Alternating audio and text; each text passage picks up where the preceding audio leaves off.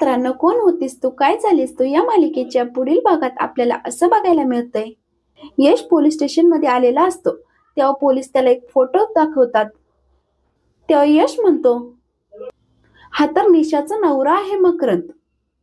तेव्हा पोलीस त्याला सांगतात की या मकरंदने स्वतःच्या वडिलांना अरेस्ट करायला लावले. तेव्हा यश म्हणतो की आता समजतंय मला, कावेरी या लग्नाला नकार का देत होती.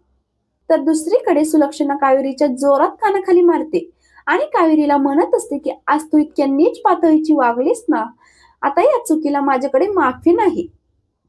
असं म्हणून ती कावेरीच्या हाताला धरून तिला घराबाहेर काढते आणि दार लावून घेते. कावेरी म्हणत असते की चिकूसाठी तरी मला राहू द्या. तर सुलक्षणा म्हणत असते की चिकूसाठी नाही ना, कुणासाठीच नाही. कावेरी दरवाजा वाजवत असते, म्हणत असते प्लीज मला घराबाहेर काढू नका प्लीज. पण सुलक्षणा काहीच ऐकत नाही, ती दार उघडायला काही तयार नसते. अशाच मालिकेंची पुढील अपडेट्स पाहण्यासाठी आपल्या चॅनलला नक्की सबस्क्राईब करा. धन्यवाद.